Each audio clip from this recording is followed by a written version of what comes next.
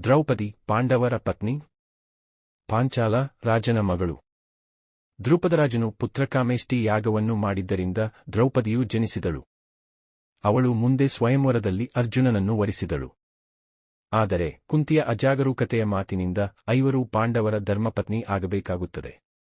ಇಂದ್ರಪ್ರಸ್ಥದ ವೈಭವವನ್ನು ಸವಿಯಲು ಬಂದಿದ್ದ ದುರ್ಯೋಧನು ಅಮಾಯ ಅರಮನೆಯ ಒಂದು ಮಾಯೆಗೆ ಬಲಿಯಾದನು. ಆಗ ದ್ರೌಪದಿ ಅದನ್ನು ನೋಡಿ ನಕ್ಕಳು. ತಡೆಯಲಾಗದೆ ಕುರುಡನ ಮಗ ಕುರುಡನೆಂದು ಹೀಯಾಳಿಸಿದಳು. ಈ ಒಂದು ಘಟನೆಯಿಂದ ದುರ್ಯೋಧನನಿಗೆ ದ್ರೌಪದಿಯ ಮೇಲೆ ಹಗೆ ಬೆಳೆಯಿತು. ದ್ಯೂತದ ಆಟದಲ್ಲಿ ಯುಧಿಷ್ಠಿರನು ದ್ರೌಪದಿಯನ್ನು ಸೋತಾಗ ದುಶ್ಯಾಸನನು ದ್ರೌಪದಿಯನ್ನು ಅಂತಃಪುರದಿಂದ ಅರಮನೆಗೆ ಎಳೆದು ತಂದನು. ಆ ಸ್ಥಾನದಲ್ಲಿ ಅವಳನ್ನು ವಿವಸ್ತ್ರಳಾಗಿಸಲು ನೋಡಿದನು. ಶ್ರೀಕೃಷ್ಣನ ಕೃಪೆಯಿಂದ ದ್ರೌಪದಿಯ ಮಾನ ಉಳಿಯಿತು. ಒಟ್ಟಾರೆ ಕೌರವರ ವಿನಾಶಕ್ಕೆ ದ್ರೌಪದಿಯೇ ಕಾರಣ. 2ನೇಯದು, ವನವಾಸದ ಅವಧಿಯಲ್ಲಿ ದುಶ್ಯಳೆಯ ಗಂಡನಾದ ಜಯದ್ರಥ ಅಥವಾ ಸೈಂಧವನು ದ್ರೌಪದಿಯನ್ನು ಅಪಹರಿಸಿಕೊಂಡು ಹೋಗಿ ಅವಮಾನಿಸಿರುತ್ತಾನೆ. 3ನೇಯದು, ಕೀಚಕನು ರಾಜಸಭೆಯಲ್ಲೇ ದ್ರೌಪದಿಯನ್ನು ಅವಳ ಗಂಡಂದಿರೆದುರೇ ಎಡಗಾಲಿನಿಂದ ಒದ್ದು ಬೀಳಿಸಿದ ಅಪಮಾನ.